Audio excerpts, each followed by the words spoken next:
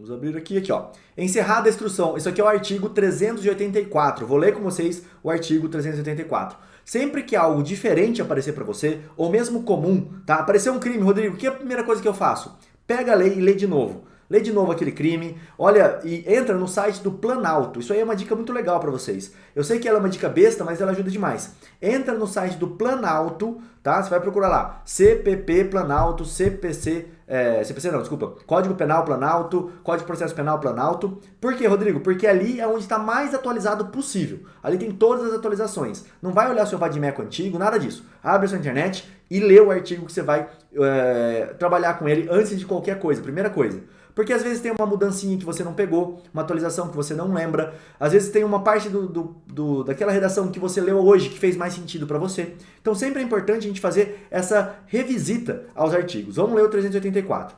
Encerrada a instrução probatória, então o aditamento ele só pode acontecer depois de encerrada a instrução probatória. Se entender cabível nova definição jurídica do fato, se entender cabível nova definição jurídica do fato, em consequência de prova existente nos autos de elemento ou circunstância da infração penal não contida na acusação, isso vai ser importante para a nossa aula de hoje, tá?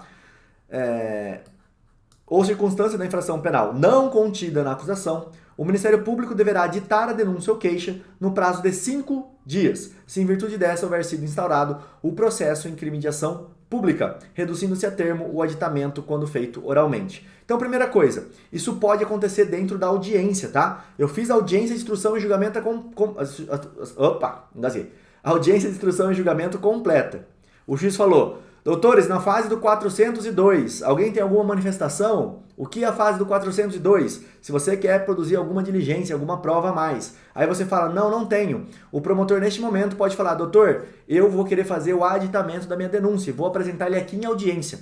E aí você, advogado do outro lado, vai falar assim, como assim, doutor? Não, você vai estar preparado já para fazer a resposta ali em audiência, ó. Porque olha só essa parte final. Reduzindo-se a termo o aditamento quando feito oralmente. Se ele fizer, então, oralmente ali na audiência, você vai ter que reduzir a termo esse pedido do promotor. Mas, tô brincando, você não vai ter que fazer na audiência não, tá? Tem um prazo para você poder apresentar a sua defesa. E tá aqui, ó. Não procedendo o órgão do Ministério Público ao aditamento, aplica-se o artigo 28 deste Código. O que é o artigo 28? É o arquivamento, tá? Se o Ministério Público não faz a mutatio libelli, você tem que arquivar aquele processo. Essa já é a primeira dica aqui dessa aula, porque isso aqui é muito importante. Não proceder no órgão do Ministério Público ao aditamento, aplica-se o artigo 28. Como assim, Rodrigo? Não estou entendendo. Vamos dizer que você tenha um processo por furto. E aí você, como defesa, pede para que o juiz desclassifique o crime para receptação. O juiz pode fazer isso? Não, o juiz não pode fazer isso, porque os fatos são diferentes, tá? Se não for só uma mera capitulação jurídica, se o promotor narrou um furto, o juiz não pode, lá na sentença dele, desclassificar o crime e jogar o crime para uma receptação. Mas fui eu que pedi, Rodrigo. Aí não tem aquele princípio do venir in contra factum proprium, ou seja, se eu estou pedindo isso e eu vou contra o meu próprio pedido, o juiz não pode falar, peraí, defesa, você está indo contra o seu próprio pedido. Não pode. O juiz não pode alterar a exposição fática da denúncia. E o réu se defende apenas da exposição fática que consta na denúncia. E o parágrafo primeiro aqui é muito claro, ó. Não procedendo o órgão ministerial ao aditamento, aplica-se o artigo 28. Ou seja, tem que ser feito o arquivamento daquele processo, porque não é mais por aquele crime que ele está sendo acusado. Então, entendendo o juiz, ele vai arquivar o processo. E aí, essa é uma tese muito bacana, tá? Eu vou lá e peço a desclassificação do crime. O juiz vai me dar a desclassificação, fala, realmente, isso aqui é uma receptação, não é um furto. Faz a desclassificação. O que eu, defesa, vou fazer? Vou recorrer desse processo para o tribunal e vou falar, tribunal, o juiz não pode fazer isso, ele devia ter arquivado. Se ele concorda comigo que esse não é esse crime, ele não pode fazer a desclassificação. Ele teria que ter convertido no mínimo, tá? E aí é discutível se o juiz pode fazer isso ou não. Ainda mais hoje em dia, lá com o princípio acusatório dentro do procedimento penal, que o juiz não pode mais tomar parte ativa nenhuma dentro do processo, seria discutível isso que eu vou falar, mas o juiz poderia converter o julgamento em diligência para mandar esse processo para o promotor fazer então o aditamento. Fala, olha, promotor, eu não entendo que isso é caso de furto, faça o aditamento se você entender cabível. Se o promotor não fizer o aditamento, o juiz vai determinar o arquivamento daquele inquérito, tá? E aí, promotor que recorra. Mas não é muito bem isso que acontece no dia a dia. O que acontece? O juiz vai lá e desclassifica porque também ele desconhece ou não prestou atenção. Isso acontece muito, tá? Não é talvez não seja um erro, assim, pode falar, nossa, que erro do juiz. Talvez não prestou atenção, deu a desclassificação que a defesa estava pedindo. Isso já aconteceu dezenas de vezes comigo, não foi uma, não foi duas, foram dezenas de vezes que isso aconteceu comigo, tá? Então isso pode muito bem acontecer com você, no teu processo aí. E aí você vai apresentar uma apelação. Qualquer dia eu trago uma apelação minha aqui que tenha esse fundamento. E nessa apelação você vai pedir a absolvição do teu réu daquele crime. Não é mais arquivamento aí. Vai ser a absolvição. Porque os fatos que foram narrados não são os fatos que realmente ocorreram. Tá? E aí o réu vai ter que ser absolvido mesmo do crime. Porque em segundo grau não se pode fazer mais a mutatio libelli. Então, primeira coisa, esse parágrafo primeiro aqui. Parágrafo segundo. Ouvido o defensor do acusado no prazo de 5 dias. Então, se o promotor fez o aditamento ali na sala de audiência, falou, olha, vou fazer meu aditamento agora porque eu quero que a defesa também faça agora. Você pode fazer? Você pode, mas você não precisa, tá? Porque você tem um prazo legal de 5 dias para fazer essa resposta.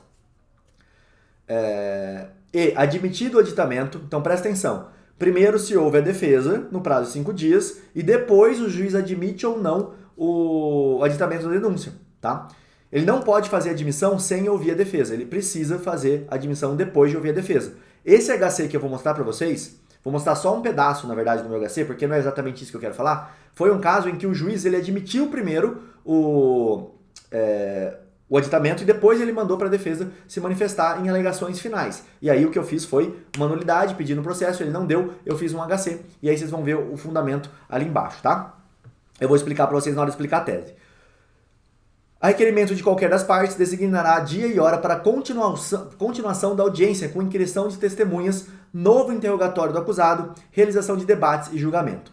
Então, quando você rebate um aditamento, meio que não tem muito o que você fazer. É mais para você realizar a prova nova, tá? Por quê, Rodrigo? Porque eu vou falar da minha tese em alegações finais. Eu não vou falar da minha tese nesse momento de resposta ao aditamento. É como se fosse uma resposta à acusação. Exatamente igual. Então, tudo que a gente falou na aula de resposta à acusação, vale aqui também. Não vou ficar antecipando tese, não vou falar que não houve aquilo, só vou falar, olha, não deve se fazer esse aditamento, os fatos não são assim. Vou te mostrar ali o meu modelo, você já vai entender, tá? Agora, se eu tiver provas novas que eu quero produzir, eu já vou ter que falar quais são as provas, quem são as testemunhas que eu quero ouvir, se eu quero ou não fazer um novo interrogatório do acusado, para a gente poder chegar nas fases de alegações finais, tá? Havendo o aditamento, cada parte poderá rolar até 3 testemunhas no prazo de 5 dias, ficando o juiz na sentença adstrito aos termos do aditamento. Aqui também dá a entender que depois do juiz admitir o aditamento, aí sim que você iria rolar. Mas eu já rolo, quando eu tenho testemunho, nessa peça de resposta ao aditamento. Falo, olha, eu não quero, mas se tiver, eu quero que sejam ouvidas essas testemunhas. Rodrigo, mas aí você não está adiantando sua tese? Não, vou fazer isso depois, não tem problema nenhum, tá? E lembra daquela dica, sempre rola as testemunhas da acusação, porque você vai ter mais controle sobre a prova, eu já expliquei para vocês em outra aula, no finalzinho a gente fala um pouquinho mais sobre isso. Não recebido o aditamento, o processo prosseguirá, tá? Se o juiz falar assim, não entendo que seja caso de aditamento, o processo prossegue. Na resposta à acusação, o que você vai pedir? O não recebimento do aditamento. Esse é o pedido final, porque está aqui na lei, não recebido o aditamento. Então, olha, eu não quero que seja recebido o aditamento, da mesma forma que você pede para não receber uma denúncia, né? Na verdade, você não vai fazer esse pedido, porque a gente não tem uma fala nesse momento processual, mas é o que o juiz faz, ele não recebe a denúncia.